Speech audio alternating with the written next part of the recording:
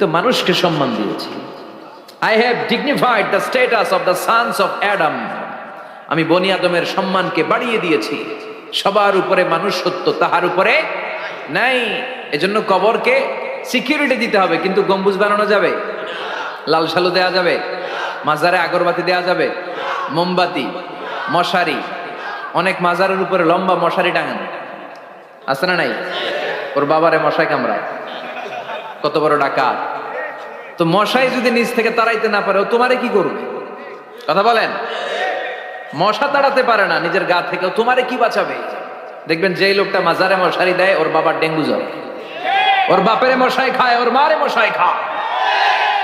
গোটা বিশ্বের সবগুলো আল্লাহর ওলি যদি একটা গ্লাসের পানিতে ফু দেয়, আর আপনার মা যদি আপনার মাথার মধ্যে হাত বুলিয়ে দেয়, আপনার মা যদি আপনার বুকে একটা ফু দিয়ে দেয়, সব পীর সাহেব একদিকে, মায়ের দোয়া আরেকদিকে। মায়ের দোয়া মুহূর্তে আবার আল্লাহর আরশে পৌঁছে যাবে।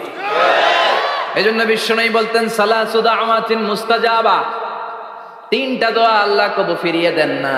এক নম্বরে হচ্ছে দাওয়াতুল মুসাফির, সফর অবস্থায় দোয়া করলে কবুল করে কে? দুই নম্বরে দাওয়াতুল মাজলুম, অত্যাচারিত ব্যক্তির দোয়া কবুল করে কে? তিন নম্বরে দাওয়াতুল ওয়ালিদাইনি লিওয়ালাদিহি, মা বাবা যখন হাত তুলে ছেলে মেয়েদের জন্য আল্লাহর কাছে দোয়া করে, ওই দোয়াটাও কবুল করে কে? মাজারে মশারি দিবেন, লাল শালো দিবেন, আগরবাতি, মোমবাতি, কোন মানত? মাজারে মানত করা যায় না। ইন্নী নাযারতু লিররহমানি সাওমা, মানত করতে হয় রহমানের নামে। মানত হবে একজনের নামে, চিল্লায় বলেন তিনি কে?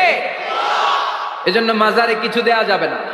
এই ভণ্ডামি গোটা বাংলাদেশ ব্যাপী। আমরা বলে যাচ্ছি, যতটুকু শুধরানোর শুধরাবে। হেদায়েত দেওয়ার মালিক একজন, চিল্লায় বলেন তিনি কে?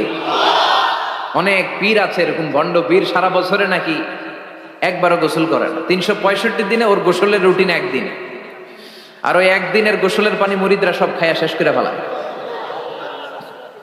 নাউজুবিল্লাহ কইবেন না?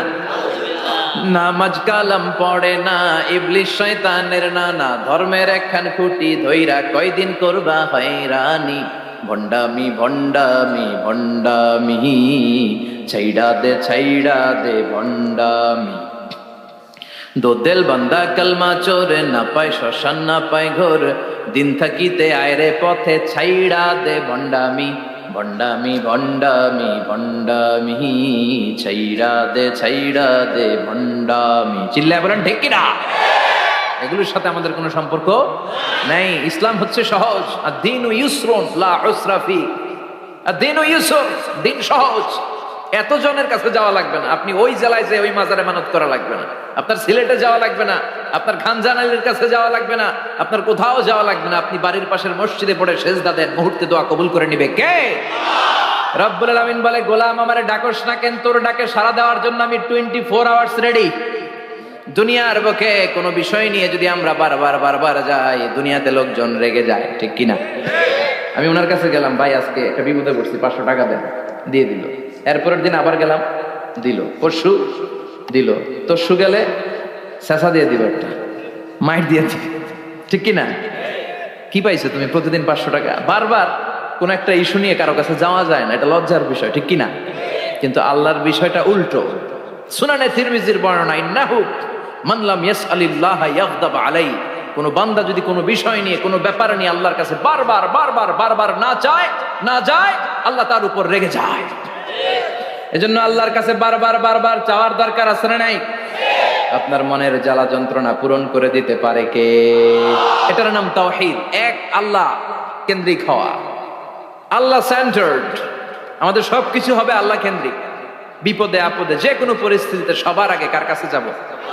এটার নাম তাওহীদ। এটার নাম তাওহীদেরই মুর্শিদ আমার মুহাম্মাদের নাম বলো, মুহাম্মাদের নাম। আল্লাহর নাম জপলে বুঝতে পারি, আল্লাহরই কালাম বলো, মুহাম্মাদের নাম। ওই নামেরই রশি ধরে যাই আল্লাহর পথে, ওই নামেরই ভেলায় চড়ে ভাসি নূরের স্রোতে, ওই নামের বাতি জেলে দেখি আরশের মুকাম বলো, মুহাম্মাদের নাম। সবাই পড়েন, তাওহীদেরই মুর্শিদ আমার মোহাম্মদের নাম বলো, মোহাম্মদের নাম। আল্লাহর নাম জপলে বুঝতে পারি আল্লাহরই কালাম, বলো মোহাম্মদের নাম। চিল্লায় পড়েন আমিন। সব সময় বিপদে আপদে কার কাছে যাবেন? আপনার বিপদ দূর করতে পারে কে? আপনারে অসুস্থ থেকে সুস্থ বানায় দিতে পারে কে? মনের জ্বালা যন্ত্রণা মিটাতে পারে কে? আল্লাহ ছাড়া কেউ পারবে? কোন মুফাসসিরে কোরআন আপনারে বাঁচাতে পারবে? কোন আল্লাহর ওলি বাঁচাতে পারবে? এমনকি আল্লাহর কোন পয়গাম্বার, কোন নবী আপনার কিচ্ছু করতে পারে? করতে পারে একজন, তিনি কে? কিনা আল্লাহ বলেছেন ওয়াকাযালিকা জাআলনাকুম উম্মাতান ওয়াসাতান লিতাকুনু শুহাদা আলান নাস। তোমাদেরকে হতে হবে উম্মাতান ওয়াসাতান, মধ্যমপন্থী উম্মাত, মাঝামাঝি থাকতে হবে। কিন্তু আমরা এদেশে মার্জিনালাইজ করে ফেলি, বুঝতে পেরেছেন? এক প্রান্তে চলে যায়। যারা চরমনায়ের মুরিদ অন্যদেরকে আর দেখা যাবে না, যারা সরসিনার মুরিদ এরাই সব, অন্যদিকে যাওয়া যাবে না। যারা জামায়াত ইসলাম অন্যদিকে আর যাওয়া যাবে না। যারা হেফাজতে ইসলাম অন্য কারোর মধ্যে আর হক নাই। যারা আহলে হাদিস এরা তো সব নিয়েই গেছে, সব হক সুন্নাহ এদের কাছে, কারো মুখের কোনো কথা এদের কাছে কোনো দাম নাই। আপনি যত হকের কথা বলেন এদের দলই নাকি ঢুকতে হবে। তো আমার এই দেশে সুন্নি ভাইরা গালি দেয় আহলে হাদিস বলে, আবার আহলে হাদিসরা আমার গালি দেয় সুন্নি বলে। বুঝতে পেরেছেন? মাঝামাঝি থাকাটা এই বাংলাদেশে খুব কঠিন, কিন্তু আপনাকে মাঝামাঝি থাকতে হবে। আপনাকে ওয়াসাতিয়ার পদ্ধতিতে আসতে হবে। উম্মাতান ওয়াসাতা, মাঝামাঝি। মাঝামাঝি ডানেও না বায়েও না, সিরাতুল মুস্তাকিমে ডান বাম নাই, এটা সোজা। এই রাস্তা একবার যদি উঠে যান এই রাস্তা শেষ হয়ে যাবে জান্নাতুল ফেরদাউসের ভিতরে। চিল্লায় বলেন ঠিক কিনা? এই জন্য আমরা যেন মিডল পাথ ধরি, আমরা যেন কট্টর না হই, আমরা যেন মাঝামাঝি হই। আপনি তাবলিগ করতে পারেন, করেন, খুব ভালো। তাবলিগের ভাইদের একটা ভালো গুণ হচ্ছে নিজের খেয়ে নিজের পরে ইসলামের দাওয়াত দেয়, ঠিক কিনা? নিজের টাকা ভেঙে দাওয়াত দিচ্ছে, তো তাদের কারণে অনেকে কালিমা শিখছে, অনেকে নামাজ শিখছে, তাদেরও কন্ট্রিবিউশন আছে না নাই? তো যারা তাবলিগ করেন আপনি মনে করবেন না যে সব হক সব সত্য, শুধু আপনি হকের ডিলার এটা মনে করবেন না। সব সত্য হক এটা আপনার বাবার দাদার সম্পত্তি এটা মনে করবেন না। সব দলের মধ্যে হক থাকতে পারে, বরং সব দলের ভালো ভালো জিনিসগুলো নিয়ে নিজেকে সাজানো দরকার। কথা বলেন? জামাত ইসলামের মতো, হেফাজতে ইসলামের মতো আন্দোলনের স্পিরিট থাকতে হবে। চিল্লা এখন ঠিক কিনা? আমার সুন্নি ভাইদের মতো নবীর প্রেম অন্তরে থাকতে হবে। চিল্লা এখন ঠিক কিনা? তাবলিগের ভাইদের মতো হৃদয়ে ইখলাস থাকতে হবে। এই সবগুলোর সমন্বয় হচ্ছে ইসলাম, সবগুলোর সমন্বয় ইসলাম। যেন কখনো মনে করবেন না যে আমি একদল করি তার মানে অন্য সব দল মনে হয় বাতিল, ওগুলো মনে হয় মুসলমান না, ওগুলো আমার চোখেই ধরে না। এটা ঠিক না, এটা ইহুদিদের স্বভাব। ইহুদিরা শুধুমাত্র হকের ডিলার মনে করতো নিজেদেরকে, ইহুদি ছাড়া বাকি কাউরে ওরা চোখে দেখতে পারতো না। এজন্য আমরা কি কট্টরপন্থী হব না মধ্যমপন্থী? চিল্লায় বলেন কট্টরপন্থী না মধ্যমপন্থী? আল্লাহ আমারে যতদিন বাঁচিয়ে রাখা আমি মধ্যম পন্থার কথা বলেই যাব, up to my death. It's my mission, it's my vision. এটাই আমার লক্ষ্য, যে মধ্যম পন্থার ইসলামকে প্রমোট করা, যেটা বিশ্বনবীর ইসলাম, যেটা মদিনার ইসলাম, যেটার মধ্যে বাড়াবাড়ি নাই, ছাড়াছাড়ি নাই, ঠিক কিনা? আল্লাহ তুমি আমাদেরকে বুঝার তৌফিক দান করো। সূরার নাম হচ্ছে সূরাতুত তাকাসুর। চিল্লায় বলেন কি নাম? এই সূরার সেন্ট্রাল সাবজেক্ট ম্যাটার হচ্ছে we have to go back to our Lord. আমাদেরকে ফিরে যেতে হবে আমাদের রবের কাছে। আমরা কেউ আজীবন থাকতে আসি নাই। থাকতে পারবো আজীবন? দাদা চলে গেল, বাবা চলে গেল, মা চলে গেল, মামা চলে গেল, খালু চলে গেল, এরপর আমাদের টনক নড়ে না, তাই না? পাগল পাড়া হয়ে আছে এই পৃথিবীর জন্য। মরতে যে হবে এটা ভাববার সময়টুকু আমাদের নেই। আমরা ব্যস্ত আমাদের ক্যারিয়ার নিয়ে, আমাদের লাইফ নিয়ে, আমাদের সমাজ নিয়ে, আমাদের ফ্যামিলি নিয়ে, আমাদের সন্তান আর সম্পদ নিয়ে আমরা super busy. We are leading a very super busy life. We don't have even a single time to think about death. মৃত্যু নিয়ে ভাবার একটা মুহূর্ত আমাদের নাই। কিন্তু পৃথিবীর সবচেয়ে সুনিশ্চিত বিষয় হচ্ছে মৃত্যু, ঠিক কিনা? The most certain thing in our life is death. আমাদের জীবনের সবচাইতে সুনিশ্চিত বিষয় হচ্ছে মরণ, মরবই আমরা। And the most uncertain thing in our life is the time of death. আর আমাদের জীবনের সবচেয়ে অনিশ্চিত বিষয় হচ্ছে মৃত্যুর সময়। আমরা জানি না মরবো, যে এটা জানি, জানেন না, কিন্তু কখন মরবো এটা জানি।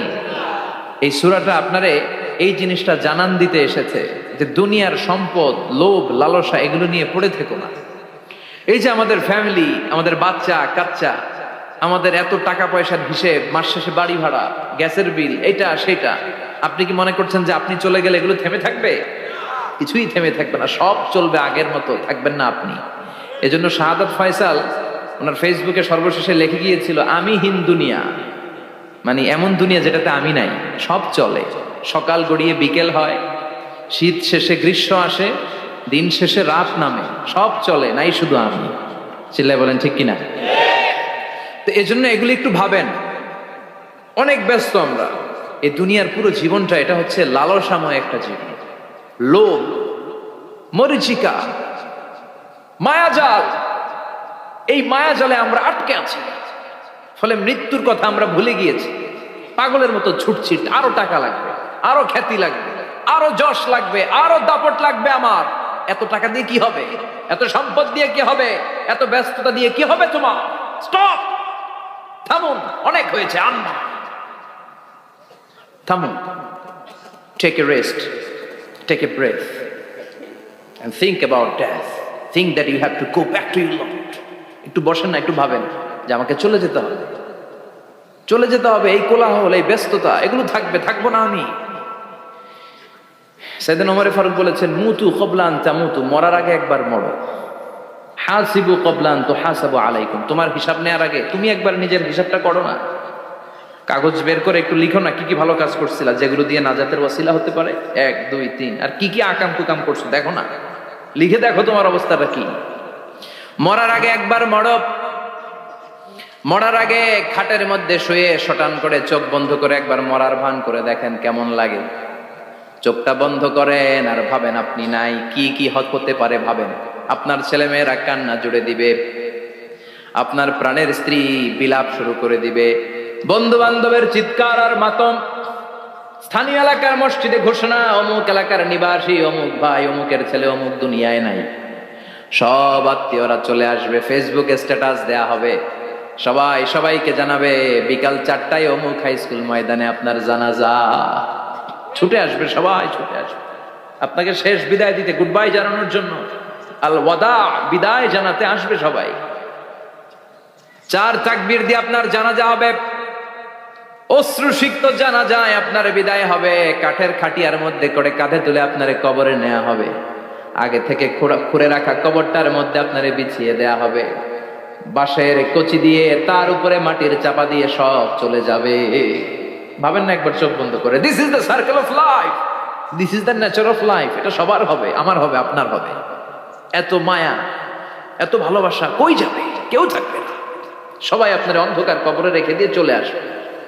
উপরে বাঁশের কঞ্চি, তার উপরে মাটির চাপা, অন্ধকার আর অন্ধকার। এই অন্ধকার যেন শেষ হতে চায় না, শুধুই অন্ধকার, ঠিক কিনা? এজন্য আমাদের চলে যেতে হবে। দাদা গেল, চাচা গেল, মামা গেল, আমাদেরকেও যেতে হবে, জোরে কোন ঠিক কিনা? একদিন মাটির ভেতরে হবে ঘরে মন আমার, কেন বন্ধ দালান ঘর, প্রাণ পাখি উড়ে যাবে পিঞ্জর ছেড়ে, ধরা ধামে সবই রবে তুমি যাবে চলে, বন্ধু বান্ধব যত, মাতা পিতা দ্বারা সুত, সবই হবে তোমার পরে, মন আমার কেন বন্ধ দালান ঘর, একদিন মাটির ভেতরে হবে ঘরে মন আমার, কেন বন্ধ দালান ঘর, ঠিক কিনা? সব পরে থাকবে, চলে যেতে হবে আমাদেরকে। এজন্য আখিরাতের কথা যেন আমাদের স্মরণ হয়। বিশ্বনবী বলতেন, নাহাই তুকমান জিয়ারাতুল কবুর, আমি তোমাদেরকে কবর জিয়ারত করতে আগে নিষেধ করতাম, কিন্তু এখন নিষেধাজ্ঞা প্রত্যাহার করে নিলাম। এখন সব সময় তোমরা কবরের সামনে যাবা আর জিয়ারত করবা। কবরস্থানে জানতো বড়ুয়া কৃষ্ণপুরের এই গ্রামের কবরস্থান আছে? কোন দিকে? পূর্ব দিকে আছে, গোখরার জলের ওদিকে। যান আপনারা, একটু যাবেন, একটু গেলে আখিরাতের কথাটা স্মরণ হবে। ওখানে ছোট শিশুরা শুয়ে আছে, কিশোর যুবকরা আছে, আপনার মতো তাগড়া যুবক, মুরব্বীরা আছে। এরা এই এলাকায় থাকতো, এরা আকাশ থেকে নেমে আসে না, এই এলাকার সন্তান, আজ নাই। একটা সার্টেন পিরিয়ড শেষে আপনিও থাকবেন না। This is the nature of life, this is the circle of life. ছোট্ট শিশু হয়ে এসেছিলেন, শৈশব, কৈশোর, যৌবন, প্রৌঢ়ত্ব। আগে ছিলেন সিঙ্গেল, বিয়ে করে হয়ে গেলেন ডবল। এরপরে আল্লাহ আপনাকে একটা মেয়ে দিল, এরপরে মেয়েকে বিয়ে দিয়ে শ্বশুর হলেন, এরপরে ওই মেয়ের ঘরে সন্তান হতে নানা হলেন। আর কতদিন? অনেক দিন হলো তো, অনেক লম্বা সময় পেয়েছেন আপনি। Think about that. এবার যাওয়ার কথা ভাবেন, আখিরাতের সামানের কথা ভাবেন, ফিরে যেতে হবে। কি শক্তিশালী যুবক, বার্ধক্য চলে আসলে লাঠি ছাড়া চলতে পারে না। কুচকুচে কালো দাড়ি সাদা হয়ে যায়, দাড়ির শুভ্রতা, বয়সের ভার, রং ধরা যৌবন জং ধরে শেষ। ঠিক কি না? This is the circle of life. যুবক ভাইরা, এটাই জীবন, চলে যেতে হবে, কেউ থাকতে পারবে না। ঠিক কিনা? এটা রিমাইন্ডার আল্লাহ এই সূরার ভেতরে দিয়েছেন যে তোমাদেরকে ফিরে যেতে হবে, এই লোভ লালসা ছেড়ে দাও। রব্বুল আলামিন বলেন, আলহাকুমুত তাকাসুর হাত্তা যুরতুমুল মাকাবির। ও গোলাম, দুনিয়ার সম্পদ, লোভ লালসা তোদেরকে পাগল বানিয়ে দিয়েছে। এই লোভ পাগলামি কোনোদিন তোদের থামবে না যতদিন না তোরা কবরে ঢুকবি। ঠিক কিনা? কার কথা? আল্লাহ বললেন, দুনিয়ার সম্পদ আর লোভ আর মোহে তোমরা গাফেল হয়ে গিয়েছো। আখিরাতের কথা বেমালুম তোমরা ভুলে গিয়েছো, কিন্তু আখিরাতে তোমাদের যেতেই হবে, কবরের বাড়িতে তোমাদের ঢুকতেই হবে। ঠিক কিনা? যেতেই হবে। আমরা ভুলে যাই। আলহাকুমুত তাকাসুর, অতিরিক্ত পাওয়ার লোভ, বেশি বেশি খাওয়ার লোভ, বেশি বেশি জমানোর লোভ মানুষকে গাফেল বানিয়ে দিয়েছে। এটা মানুষের স্বভাব। আরো চাই, আরো চাই, এই স্বভাবটা আছে না নাই? দেখবেন ছোট বাচ্চারা মসজিদের দোয়া অনুষ্ঠান শেষে জিলাপি দেয় না? বড় কৃষ্ণপুরে কি দেয়? আগে বাতাসা দিত না, এখন কি দেয়? জিলাপি দেয়, মিষ্টি দেয়। তো মসজিদের 2-3 গেট থেকে যদি দেয়, ছোট বাচ্চারা দেখবেন এদিক দিয়ে কয়েকটা নিয়ে আবার ওই গেটে লাইন ধরে। ওর হাত হলো ছোট হাত, ওর হাত ভর্তি জিলাপি, আর নেওয়ার জায়গা নেই, এরপর আরেক জায়গায় লাইন ধরছে। আরো লাগবে, আরো লাগবে, এই আরো আরো আরো চাই। এই স্বভাবটাই মানুষকে কুড়ে কুড়ে শেষ করে দিয়েছে। এত লাগবে কেন? তোমার চাহিদার কোনো শেষ নাই। Unlimited demand of human being. যার আছে বেশি তার চাই বেশি।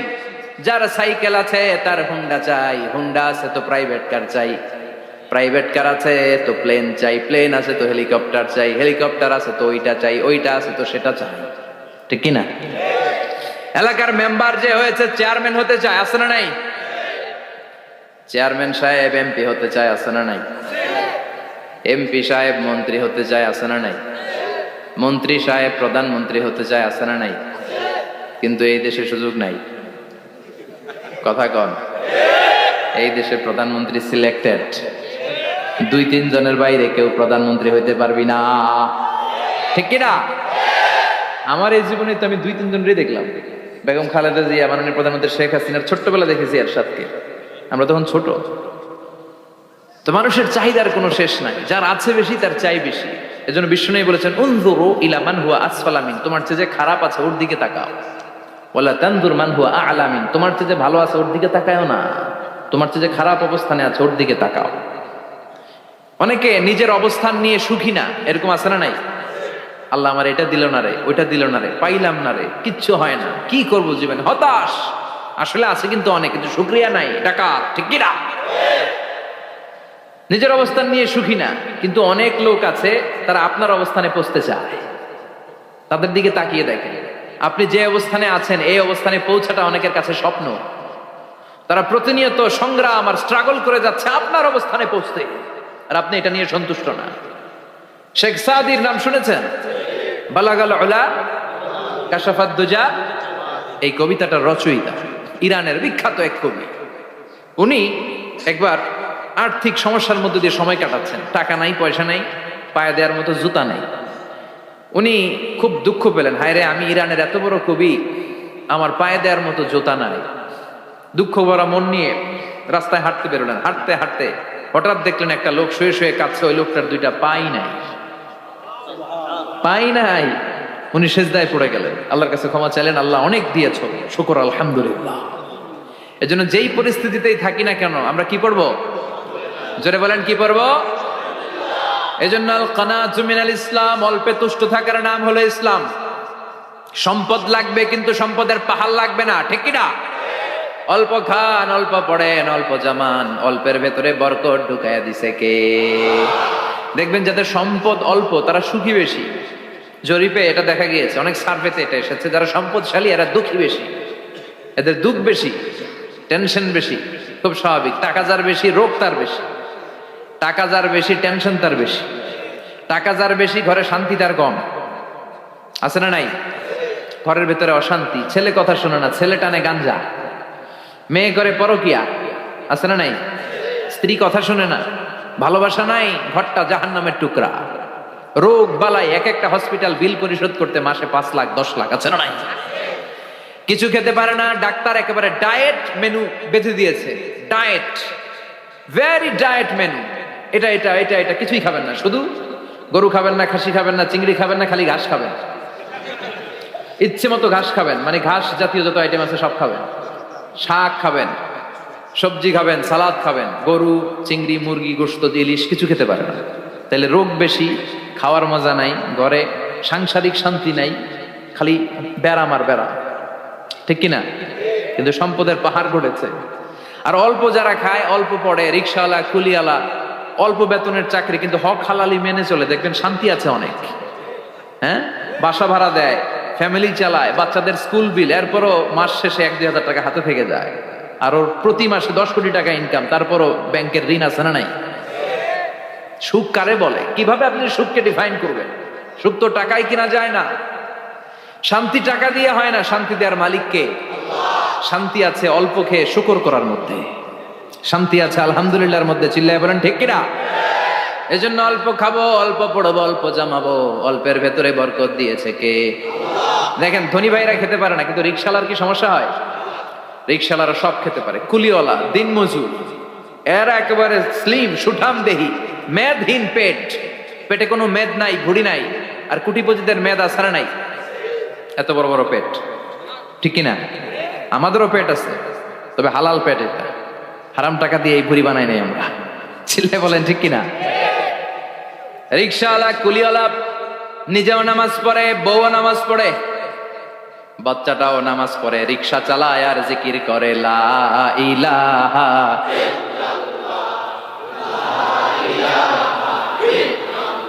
লা ইলাহা ইল্লাল্লাহু মুহাম্মাদুর রাসূলুল্লাহ সাল্লাল্লাহু। সুখ আর শান্তি, তাদের ঘরে সুখ।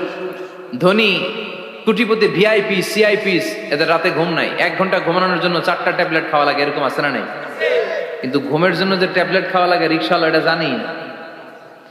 ওর যেখানে রাইত ওইখানেই, ওর মাথা বিছনায় লাগতে দেরি, ওর ঘুম আসতে দেরি হয়, ওর ঘুমে নাকের ডাকের আওয়াজে ট্রাকের ইঞ্জিনও ফেল। সুবহানাল্লাহ পড়েন। এজন্য অনেক বেশি সম্পদের পাহাড় করা লাগবে, এই চিন্তা যেন আমাদের মাথায় না আসে। চিল্লায় বলেন ঠিক কিনা? এজন্য রব্বুল আলামিন বলেন আল্লাকুমুত তাকাসুরু হাত্তা যুরতুমুল মাকাবির। বেশি বেশি সম্পদ উপার্জনের আকাঙ্ক্ষা তোমাদেরকে আখিরাত থেকে গাফেল বানিয়েছে। এই গাফলতি কশিনকালেও তোমাদের কমবে না যতক্ষণ না তোমরা কবরে ঢুকবা। হাত্তা যুরতুমুল মাকাবির, মাকবারাতুনের প্লুরাল মাকাবির, যতক্ষণ না কবরে না ঢুকবা, কবরস্থান তোমার আবাসস্থল না হবে, ততক্ষণ পর্যন্ত এই চাই চাই মানসিকতা কমবে। মানুষের স্বভাব হলো আরো চাই, আরো চাই, আরো চাই করে ফকিরেরা। কারা? আল্লাহ গালি দিয়ে বললেন তোরা সব ফকিরনি। তোরা কি? ইয়া আইয়ুহান নাসু আনতুমুল ফুকারাউ ইলাল্লাহ ওয়াল্লাহু হুয়াল গানিয়ুল হামিদ। সুবহানাল্লাহ পড়েন। আল্লাহ ডেকে বললেন গোলাম আনতুমুল ফুকারা ইলাল্লাহ, তোমরা সবাই ফকির, ধনী হলো একজন, তিনি কে? আল্লাহ শুধু ধনী। আর মানুষের স্বভাব হচ্ছে আরো চাই, আরো চাই। ওর 2 তলা বিল্ডিং, আমার 3 তলা লাগবে, ওর 2টা গাড়ি আছে, আমার 3টা লাগবে। আছে না নাই? বিশ্বনবী বললেন কিয়ামতের আগ দিয়ে মানুষের মধ্যে আকাঙ্ক্ষায় প্রতিযোগিতা বেড়ে যাবে, প্রতিযোগিতামূলক টেন্ডেন্সি। কার চেয়ে কে বড় হতে পারে, কার চেয়ে কে বেশি টাকার পাহাড় বানাতে পারে। আছে না নাই? বিষ্ণুই বললেন ওয়া আনতারাল হুফাতাল উরাতাল আলাতা রিয়া আশ-শাইয়াতা তাওয়ালুনা ফিল বুনিয়ান। কিয়ামতের আগে এমন কিছু লোক যাদের গায়ে দেওয়ার মতো জামা ছিল না, পায়ে দেওয়ার মতো জুতা ছিল না, পেটে দেওয়ার মতো খাবার ছিল না, সমাজের কেউ তাদেরকে চিনতো না, হঠাৎ করে এই লোকগুলো ধনী হয়ে যাবে। and they will start to construct, they will compete to construct high rises building in the cities. শহরে গ্রামে এরা বড় বড় বিল্ডিং বানানো শুরু করবে, সরকার কাছাকাছি চলে আসছে। এই যে বিল্ডিং বানানোর প্রতিযোগিতা, কুমিল্লা শহরে আজ থেকে 20-25 বছর আগে 5 তলা 6 তলা একটা বিল্ডিং ছিল না, এখন 10 তলা 20 তলা আছে না নাই? ঢাকায় আজ থেকে 20 বছর আগে 10 তলা বিল্ডিং খুঁজে পাইতেন আপনি? নাই। গোটা বিশ্বব্যাপী এখন টাওয়ার বানানোর প্রতিযোগিতা। বিশ্বনবী বলেন এদের কোনো টাকা ছিল না, পৃথিবীর সবচেয়ে বড় টাওয়ার এখন আরব দেশে, এদের কোনো টাকা ছিল না। আরব দেশের সৌদি আরব, কাতার, কুয়েত, বাহরাইন এখন স্বর্ণ আর তেলের খনি পেয়ে আল্লাহরে ভুলে যায়, এদের খাওয়ার মতো কিছু ছিল না। এদেরকে আমার দাদারে শুনতাম বলতো কাবলিওয়ালা বলতো। কি বলতো? এদেশে আসতো জায়নামাজ তসবি ছড়া খেজুর টেজুর বিক্রি করার জন্য। এরা জেলে পাড়ার লোক ছিল, আরব সাগরের তীরবর্তী এলাকার মানুষ, সাগরের মাছ মেরে এরা জীবন ধারণ করতো। আল্লাহ এদেরকে তেলের খনি দিলেন, গ্যাসের খনি দিলেন, এখন তারা বড় বড় টাওয়ার বানায়। আছে না নাই? বুর্জ আল খলিফা, কি উঁচা বিল্ডিং, 828 মিটার উঁচু। জেদ্দা আছে 1000 মিটার উঁচু কিংডম টাওয়ার। তাইওয়ানে আছে তাইপেডাং টাওয়ার 101 তলা। মালয়েশিয়া আছে পেট্রোনাস টুইন টাওয়ার 88 তলা। চায়নাতে আছে সাংহাই টাওয়ার, একটার পর একটা টাওয়ার। প্রতি বছর অ্যানাউন্স করতেছে যে ওদেরটা আছে আমাদেরটা বড় বানাও। কাতার কয় ওরা বানাইলে আমরা পারবো না কেন, আমরা বানাবো আরো বড়। আছে না নাই? শাগালাত কুমুত তাকাসুর, যে আরো লাগবে, আরো বড় হতে হবে, এই টেন্ডেন্সি মানুষকে আখিরাত থেকে একেবারে গাফেল বানিয়ে দিয়েছে। চিল্লায় বলেন ঠিক কিনা? টাকার পাহাড় বানাতে চায়, দরকার থাকলেও চায়, না দরকার থাকলেও চায়। বর্তমান পৃথিবীর সবচেয়ে ধনী লোকটার নাম জানেন? কি নাম? হ্যাঁ, বিল গেটস। ওর যে কত টাকা ও নিজেও জানে। ওর পকেট থেকে যদি $100 একটা বান্ডিল পড়ে যায়, এটা তুলতে ওর যত সময় লাগবে, ও না তুলে যদি হেঁটে যে আইডিয়া নিয়ে হাঁটতেছিল ওইটা নিয়ে হাঁটে, ওদিকে আরো বেশি ইনকাম হয়ে যায়। এত টাকা তার, এটা তোলার সময় তো তার নাই। ওয়ারেন বাফেট নাম শুনছেন? হাজার হাজার কোটি ডলারের মালিক। Prince Walid bin Talal, Saudi ধনকুবের নাম শুনেছেন? ওর একটা বিমান আছে, প্রাইভেট জেট প্লেন। এই বিমানটার 70% মেড অফ গোল্ড। বিমানের 70% স্বর্ণ দিয়ে বানানো। গত কয়েক বছর আগে আমি ব্রুনাই গিয়েছিলাম। ব্রুনাইয়ের সুলতানের নাম হাসান আল বালখিয়া। উনি একটা প্যালেস আরবিতে বলে কাসার, মানে হচ্ছে রাজপ্রাসাদ। পৃথিবীর সবচাইতে বড় রাজপ্রাসাদ ব্রুনাইতে বান্দার সেরি বেগাওয়ানে অবস্থিত। আমি গিয়েছি ওখানে। প্রায় 1800 থেকে 2000 কক্ষ আছে ওই প্যালেসে, রাজপ্রাসাদে। ওই রাজপ্রাসাদের টয়লেটের কমোড গুলো মেড অফ গোল্ড, স্বর্ণ দিয়ে বানানো। নাউজুবিল্লাহ পড়বেন না? এই হাসান আল বালখিয়া নিজে বিমান চালায়। ওর সংগ্রহে 500টা রোলস রয়েস লাক্সারিয়াস কার আছে। 500 রোলস রয়েস। গুগল ইউটিউব যারা করেন সার্চ দিয়ে দেখবেন ওর কি পরিমাণে গাড়ি। রোলস রয়েস গাড়ি হচ্ছে one of the luxurious car in the world. Car ব্র্যান্ডের মধ্যে যত দামি কার ব্র্যান্ড আছে এর মধ্যে রোলস রয়েস একটা, যেগুলোর দাম কমসে কম এদেশের টাকায় 8 কোটি থেকে 10 কোটি টাকা। আচ্ছা বললেন, এই গাড়িগুলো যারা হাই প্রোফাইলের ভিআইপিস, তারা ফ্যামিলির সবাইকে যদি একটা করে গাড়ি দেয়, একজনের কয়টা গাড়ি দরকার? 5টা, 10টা, 20টা। বললাম যে 20টা গাড়ি লাগবে ওনার। 500 গাড়ি দিয়ে উনি কি করবে? তার সংগ্রহে 500টা রোলস রয়েস। স্বর্ণেরও গাড়ি আছে, তার স্বর্ণের পালঙ্ক আছে, আমি দেখে এসেছি। পোরশে, ফারারে, লাম্বরগিনি, এই টাইপের যে ব্র্যান্ডগুলো আছে, অভাব নাই। তার মানে আছে, যার বেশি চায় তত বেশি। চিৎকার করে বলেন ঠিক কিনা? এজন্য আল্লাহ বললেন আল্লাহকুমুত তাকাসুরু হাত্তা যুরতুমুল মাকাবির। দুনিয়ার লোভ তোমাদেরকে আখিরাত থেকে গাফেল বানিয়ে দিয়েছে। দুনিয়ার লোভ লালসার মধ্যে পড়ে আখিরাতকে বেমালুম তোমরা ভুলে গিয়েছো। এই গাফলতি কোনোদিন কমবে না যতদিন না তোমরা কবরে ঢুকো। ঠিক কি না? সম্পদ উপার্জনে ইসলাম বাধা দেয় না, কিন্তু সম্পদ হৃদয়ে স্থান দেয়া যাবে না। সম্পদ উপার্জন করতে হবে, খরচ করে ফেলতে হবে। বেশি সম্পদশালী হতে হলে আল্লাহর সন্তুষ্টির জন্য যাকাত দিতে হবে। কে দিতে হবে? দে যাকাত, দে যাকাত, তোর দিল খুলবে পরে, আগে খোলো খাত। দে যাকাত, দে যাকাত, তোরা দে রে যাকাত। ঠিক কিনা? দিল পরে খুলবে, আগে হাত খোলেন। হাত খুললে দেখবেন দিলটারে খুলে দিয়েছে কে? সাইয়েদনা মুসা আলাইহিস সালামের জামানায় ওনার চাচাতো ভাই ছিল মিশরের সবচাইতে বড় ধনী, যাকাত দেয় নাই। তার কি করুণ পরিণতি হয়েছে কোরআনে আছে না নাই? এত সম্পদ ছিল, তার সম্পদগুলো সে সিন্ধুকে আটকে রাখতো। আর এই সিন্ধুকের চাবিগুলো আলগানোর জন্য, কাঁধে নেওয়ার জন্য 10 জন লোক লাগতো।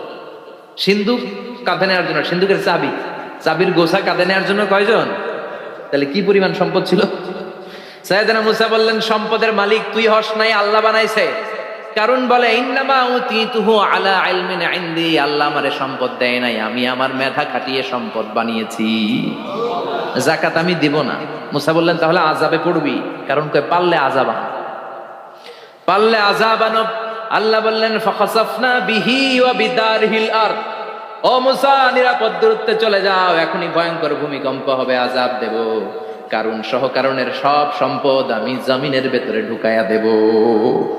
আমি নিজে কারণের বাড়ি দেখে এসেছি। মিশরের রাজধানী কায়রো থেকে প্রায় 150 কিলো দূর একটা জেলা আছে, ফায়ুম জেলা। ওইখানে কারুনকে আল্লাহ তার সব সম্পত্তি সব মাটিতে দাবিয়ে দিয়েছেন। দাবাতে দাবাতে হাঁটু পর্যন্ত যখন কারুন জমিনে দেবে যায়, ভাবছে উঠে যাবে। কোমর পর্যন্ত যখন মাটির মধ্যে দেবে যায়, ভাবছে উঠতে পারবে। গলা পর্যন্ত যখন দেবে যায়, হাত তুলা কয়, আমি ঈমান আনলাম। ও মুসা, সব সম্পদ তোর, আর তোর আল্লাহর লইয়া যা, খালি আমারে বাঁচা, আমারে। সব গাদ্দারদের একই পরিণতি। ফেরাউনরেও যখন আল্লাহ লোহিত সাগরে পানি খাওয়াতে খাওয়াতে পেটটা এত বড়, হাত তুলা কয়, আনা মিনাল মুসলিমিন, আমি মুসলমান, আমি ভালো মানুষ। আল্লাহর কোরআন সাক্ষী, সে বলেছে, আনা মিনাল বনি ইসরাইলরা যে আল্লাহরে মানে, আমিও তারে মানি, আমিও আল্লাহর দলের একনিষ্ঠ কর্মী। আর পানি খাইতে পারি না, আল্লাহ বাঁচাও। আল্লাহ কয়, আরো খা। শেষ, ফেরাউন শেষ, নমরুদ শেষ, কারুন শেষ। পুরো সম্পদ সহ আল্লাহ কারুনকে জামিনের ভেতরে দাবিয়ে দিলেন। এজন্য সম্পদ যাদের বেশি, যাকাত দেওয়ার দরকার আছে না নাই? দারিদ্রতা বিমোচনের জন্য যাকাত দিবেন। যাকাতের শাড়ি লুঙ্গি এইভাবে না, অনেকে কিন্তু দেয় যাকাতের শাড়ি, যাকাতের লুঙ্গি, যাকাতের গামছা, এরকম ডাকাইত আছে না নাই? বাংলাদেশে এমনও হয়েছে, যাকাতের শাড়ি দিবে বলে সে পত্রিকায় নিউজ করেছে, আর ওই শাড়ি আনার জন্য শাড়ি দিবে 5,000, মানুষ এসেছে 5 লক্ষ। পদপৃষ্ঠ হয়ে 11 জন নারী এক জায়গায় মারা গিয়েছে। কিয়ামতের দিন আল্লাহ বিচারের কাঠগড়ায় এই বিজনেস ম্যাগনেটকে দাঁড়িয়ে সেদিন জিজ্ঞাসা করবে যে, কেন তুই এদেরকে কষ্ট দিয়েছিলি? চিল্লা এখন ঠিক কিনা? এদের মৃত্যুর দায়ভার এই শিল্পপতি এড়াতে পারবে না। যাকাতের শাড়ি, যাকাতের লুঙ্গি বিতরণের জন্য আল্লাহ তোমার ধনী বানায় নাই। ধনীদের দায়িত্ব হলো গরিবের হাতে সম্পদ পৌঁছে দেয়া। ওয়া ফি আমওয়ালিহিম হাক্কুন লিসাইলি ওয়াল মাহরুম। গরিব আমার কাছ থেকে সম্পদ আর যাকাত নিয়ে সে আমার প্রতি করুণা করেছে। আমি যাকাত দেই বলে আমি কোনো দয়া দেখাই নাই। কথা বুঝতে পেরেছেন? আইডিয়াটা ক্লিয়ার করে নেন। যাকাত দেয়া আমার জন্য কি? কথা বলেন, ফরজ। আর যে যাকাত নেয় তার জন্য যাকাত খাওয়া কি ফরজ? আমি গরিব মানুষ, আমি যাকাত খাবো না, না খাইয়া থাকুন, রোজা রাখুন। কথা কন। আমার যে যাকাত নেওয়া লাগবে এমন কোনো কথা নেই, কিন্তু আমি যে ধনী, আমার দিতেই হবে, এটা ফরজ। তার মানে আমি দিয়ে আমি দয়া করি নাই, ও নিয়ে আমারে বাঁচাইয়া দয়া করে গেছে। চিৎকার করে বলো ঠিক কিনা? ইসলাম বলে রাস্তার এক পাশে 5 তলা, আর এক পাশে গাছতলা, এটার নাম ইসলাম না। খেটে খাওয়া মানুষ, সুবিধা বঞ্চিত মানুষদের দ্বারে যে তুমি যাকাতের টাকা পৌঁছে দাও। যাকাতকে ফরজ করা হয়েছে দারিদ্রতা বিমোচনের জন্য। আপনি শাড়ি লুঙ্গি দিলে কি হবে? ওরে শাড়ি দিচ্ছেন দুপুরে, রাত্রেবেলা ও আরেক জায়গায় লাইন ধরে আছে, বিরিয়ানির প্যাকেট দিতেছে ওইখানে। কথা কন। সারাটা বছর ও যাকাতের টাকা নেবে, ওর কিচ্ছু হবে না। বরং এমন কিছু তাকে করে দিতে হবে যেটা দিয়ে সে ফ্যামিলি লিড করতে পারে।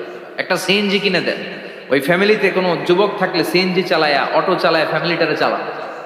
একটা টঙের দোকান করে দেন, চায়ের দোকান, চা বিক্রি করে ফ্যামিলিটারে চালাবে। অস্ট্রেলিয়ান একটা গাই কিনে দেন, গরুর দুধ বিক্রি করে তার ফ্যামিলি চলবে। কিংবা মাছের একটা খামার করে দেন, মুরগির খামার করে দেন, ঠিক কিনা? ওমরে ফারুক বলতেন, এমন ভাবে যাকাত দাও যাতে করে যাকে যাকাত দিয়েছে জীবনে কোনোদিন সেজন্য আর কারো কাছে যে হাত পেতে যাকাতের জন্য দাঁড়িয়ে না থাকে। এই বিধানটা কার? এজন্য আল্লাহ বললেন, আলহাকুমুত তাকাসুরু হাত্তা যুরতুমুল মাকাবির। দুনিয়ার লোভ লালসা তোমাদের কমবে না যতদিন না তোমরা কবরে ঢুকো। কার কথা? চিল্লায় বলেন কার? এজন্য দুনিয়ার প্রতি যে আমাদের লোভ, এটা কি বাড়াইতে হবে না কমাইতে হবে? এই দুনিয়ার জীবন এটা ক্ষণিকের। আমাল হায়াতুদ দুনিয়া ইল্লা মাতাউল গুরুর। এটা ভোগের সামগ্রী, আজ আছে কাল না, এটা হাতের ময়লা। দুনিয়ার এই জীবনের দৃষ্টান্ত হচ্ছে 4টা স্বর্ণের টুকরা আর 3টা লাশের মতো। স্বর্ণের টুকরা 4টা, চিৎকার করে বলেন তো কয়টা? লাশ তিনটা, জোরে বলেন কয়টা? অনেক অনেক আগের যুগের তিনজন যুবক জীবিকার তাগিদে তারা বের হয়েছে কর্মসংস্থান করে খাবে। পথিমধ্যে তারা গুপ্তধন পেয়েছে, স্বর্ণের বার পেয়েছে, তো বড় বড় চারটা পেয়ে তারা মহা খুশি। আমাদের আর কাজ করা লাগবে না, এগুলো বেচে আজীবন খাবো, সুখে থাকবো। তো তিনজন মিলে বললো চারটা স্বর্ণের টুকরা তিনজনের মধ্যে ভাগ করে দেওয়ার আগে একজন এক কাজ কর, বাজার থেকে কিছু রুটি নিয়ে আয়, খুব ক্ষুধা লেগেছে, খেয়ে নেই। একজন রে রুটি আনতে পাঠিয়ে দুইজন মিলে ভাবে ওইটারে যদি মেরে ফেলতে পারি তাহলে তো তোর আর আমার মধ্যে কোনো ঝামেলা নাই। স্বর্ণের টুকরা কয়টা? তুই নিবি দুইটা, আমি নেব দুইটা। আর যেটারে রুটি আনতে পাঠাইছে ওইটা মনে মনে ভাবতেছে রুটির মধ্যে বিষ মিশাই নিয়ে যাব। কি মিশাবো? বিষ খাইয়া ওইটা শেষ, সবগুলো আমার। তো বিষ মিশায় নিয়ে আসছে, আর আগের পরিকল্পনা অনুযায়ী এই দুইজন মিলে তাকে নৃশংসভাবে হত্যা করেছে। হত্যার পরে কয় প্রচন্ড ক্ষুধা লাগছিল, আগে খায়া লই। দুইজন মিলে বাজার থেকে আনা বিষ মাখানো রুটি খেয়ে ওই দুইটাও শেষ। স্বর্ণের জায়গায় স্বর্ণ পড়ে আছে, স্বর্ণগুলো নেয়ার মতো মানুষ আর নাই, ঠিক কিনা? এজন্য মানুষের এই চাহিদা কমবে না। বিষ্ণু বলেন লাউ আন্না লিকুল্লি ইবনে আদম ওয়াদিয়ান মিন যাহাব আহাব্বা আই ইয়াকুনা ইলাইহি ওয়াদিয়ান। আল্লাহ প্রত্যেককে, আমাদের প্রত্যেককে যদি একটা করে স্বর্ণের পাহাড়ের মালিক বানিয়ে দেয়। কয়টা করে পাহাড় দেখছেন কোনদিন? কই দেখছেন? চিটাং গেছিলেন? এই চট্টগ্রামে গেলে দেখা যায় কি পাহাড়। এই একটা পাহাড় স্বর্ণের, এক একটা স্বর্ণের পাহাড়ের মালিক যদি আমাদের এক একজনকে বানায় দেওয়া হয়, এরপর আমরা চাবো আরেকটা স্বর্ণের পাহাড়ের মালিক কেমন করে হওয়া যায়। আচ্ছা বলেন তো, একটা স্বর্ণের পাহাড় আমার 14 পুরুষ বিক্রি করে খাইলেও শেষ করতে পারবো এটা? তো আরেকটা কেন লাগবে আমার? বিষ্ণু বলেন কবরের মাটি যতক্ষণ না তোর মুখে না ঢুকবে তোর এই চাওয়া চাওয়া খাই খাই সব বন্ধ হবে না। এজন্য আল্লাহ বললেন আলহাকুমুত তাকাসুরু হাত্তা যুরতুমুল মাকাবির। দুনিয়া তোমাদেরকে গাফেল বানিয়ে দিয়েছে, গাফলতি কমবে না যতদিন না কবরে ঢুকো। কবরে ঢুকা লাগবে, কবরে ঢুকা লাগবে না? কবরে আমাদেরকে যেতেই হবে, যেখানেই থাকেন। কবরের প্রশ্ন আছে না নাই? অনেকে বলে হুজুর বিমান হামলায় মারা গিয়েছে, বিমান জ্বলে পুড়ে ছাই হয়ে গিয়েছে, তার কবর কোথায়? তার আত্মাটা যেখানে আছে ওই জায়গায় প্রশ্ন আছে না নাই? অনেকে বলে হুজুর সাগরের মধ্যে পড়ে মারা গিয়েছে, তিমি মাছ খেয়ে ফেলেছে, তার কোনো অস্তিত্ব নাই, কিন্তু তার রুহুটা আছে না নাই? প্রতিটা রুহু সংরক্ষণ করে কে? প্রত্যেকটা আত্মা আল্লাহর কাছে সংরক্ষিত থাকে। প্রতিটা রুহু, প্রতিটা মানুষ মালাকুল মাউতকে দেখতে পায়। আপনিও দেখবেন, আমিও দেখব। মুমিনদের কাছে এসে মালাকুল মাউত একজন যুবকের বেশে সাদা ধবধবে জুব্বা পরে সুগন্ধি মেখে মুমূর্ষ ব্যক্তির শিওরে বসে বলে ইয়া আইয়াতুহান নাফসুল মুতমাইন্নাহ, হে প্রশান্ত আত্মা, উখরুজি ইলা মাগফিরাতুল্লাহি ওয়া রিদওয়ানি, আল্লাহর ক্ষমা আর দয়ার দিকে বের হয়ে আসো। বলা মাত্রই মুমিনের আত্মাটা স্মুথলি বের হয়ে আসে। কাফান মিন আকফানিল জান্নাহ, হানুত মিন হানুতিল জান্নাহ, জান্নাত থেকে আনা সুগন্ধি কাফনের মধ্যে পেঁচিয়ে তিনি রূহটাকে নিয়ে ইল্লিনে চলে যায়। সরাসরি দেখে মালাকুল মাউতকে। আর যারা ইসলাম বিরোধী, কোরআন বিরোধী, তাদের সামনে এসে মালাকুল মাউত ত্রাস সৃষ্টি করে। আগে ধমক। হাইওয়েতে মাঝে মাঝে ডাকাতি হয় না? বাসগুলোর মধ্যে যখন ডাকাতি হয়, বাসে থাকে 50 জন, ডাকাত ঢুকে 5 জন, এই 5 জনের ভয়ে সবগুলো পেশাব করে দেয়। কারণ ত্রাস সৃষ্টি করে। এসেই চাইনিজ কুড়াল দিয়ে আগে কুবায় দেয় 4-5 জনের। রক্ত দেখে কি দেওয়ার সব আগে রেডি করে রাখে। মালাকুল মাউত এসে কাফের নাস্তিক মুশরিকদের সামনে সেরকম একটা ত্রাস সৃষ্টি করে, ভয়ে লোকটা কাঁপতে থাকে। ওর কাছে ভদ্র ভাষায় কথা বলে না, সুন্দর জামা পরে আসে না, কালো কুচকুচে চেহারা, ভয়ঙ্কর একটা রূপ নিয়ে, আকৃতি নিয়ে ইসলাম বিরোধীদের মাথার সামনে আসে, দুর্গন্ধযুক্ত চেহারার দেহ নিয়ে ধমক দিয়ে বলে ও পাপাত্তা, ইয়া আইয়াতুহান নাফসুল খাবিসা উখরুজি ইলা গাদাবিল্লাহ, হে পাপাত্তা, আল্লাহর রাগ, ক্রোধ আর গজবের দিকে বের হয়ে আও। মুমিনের আত্মা বলার সাথে সাথে যেমনি মুমিনের দেহ থেকে বের হয়ে জান্নাতি কাফনের ভেতরে ঢুকে, কাফেরদের আত্মাও কি এরকম তাড়াতাড়ি বেরোতে চায় নাকি? কাফেরদের আত্মা বেরোতে চায় না। ডানে দৌড়, বায়ে দৌড়, সামনে দৌড়, পেছনে দৌড়, আহা দৌড়াদৌড়ি করে। মালাকুল মাউত এটাকে টেনে হিচড়ে, একটা জীবিত ছাগলকে জবাই না করে তার চামড়া উল্টা দিকে টেনে হিচড়ে বের করলে ছাগলটা যত কষ্ট পায়, এর চেয়ে কমসে কম 70 গুণ বেশি কষ্ট দিয়ে কাফের মুশরিক আর গাদ্দারদের রূহ কবজ করা হয়। আল্লাহ এই পরিস্থিতি থেকে তুমি আমাদের বাঁচাও। মুমিনদের রূহ যেমনি কবজ হয় ওইভাবে রূহ কবজের ব্যবস্থা করে দিও। ইমানের মৃত্যু নসিব করে দিও, শাহিদি মৃত্যু নসিব করে দিও। আমাকে শহীদ করে সেই মিছিলে শামিল করে নিও, যে মিছিলের নেতা মীর হামজা হুবাইবে খাব্বাব। আল্লাহর কাছে ছিল অতি প্রিয়, শামিল করে নিও। আমাকে শহীদ করে সেই মিছিলে শামিল করে নিও। পড়েন আমিন। আরো জোরে পড়েন আমিন। তার মানে বিমান দুর্ঘটনায় হোক, কিংবা লঞ্চ ডুবিতে হোক, কিংবা আগুনে পড়ে হোক, কিংবা আত্মঘাতী হামলায় হোক, যে যেখানেই মারা যায় কবরের তিনটা প্রশ্ন তার জন্য আছে না নাই? ইসলাম বিরোধীদের জন্য প্রশ্ন তিনটা, আপনারা যারা মুমিন তাদের জন্য চারটা, আপনাদের জন্য একটা বেশি। আলহামদুলিল্লাহ কোন? কবরে এসে প্রথম প্রশ্ন করবে মুনকার নাকির যখন চলে আসবে, 40 কদম যখন আত্মীয় স্বজনরা লাশটাকে কবরের মধ্যে দিয়ে 40 কদম চলে যায়, তখনই ফেরেশতা চলে আসে। আহা, শেষ, সব শেষ। এসেই পরীক্ষা শুরু। মার রব্বুক, তোর রবের নাম কি? চিল্লায় বলেন আমাদের রবের নাম কি? আমরা বলবো রব্বি আল্লাহ, আল্লাহ আমারে রব। দমে দমে তনু মনে তারি অনুভব। পড়েন আল্লাহ আমারে রব। তোমার দুনিয়াতে আমি যেদিকে তাকাই, অথই নিয়ামতে ডুবে আছি সবাই। পাখপাখালির গানে শুনি তাসবিহ কল রব, তাসবিহ কল রব, আল্লাহ আমারে রব। প্রথম প্রশ্ন তোমার রবকে, আমরা বলবো আমাদের রব আল্লাহ। দ্বিতীয় প্রশ্ন ওমা দীনু, তোমার ধর্মের নাম কি? আমরা কি বলবো? তৃতীয় প্রশ্ন বিশ্বনবীর চেহারা দেখে বলা হবে আতারিফু হাদার রাজুল, এই লোকটারে চিনো নাকি? আমরা বলবো চিনি, আমাদের প্রাণের নবী, ঠিক কি না? চাঁদের চেয়ে সুন্দর তুমি নবী আমার কামলিওয়ালা, দু জাহানের বাদশা তুমি প্যারা নবী সাল্লে আলা। চাঁদের চেয়ে সুন্দর তুমি নবী আমার কামলিওয়ালা, ঠিক কি না? তিনটা প্রশ্নের যথাযথ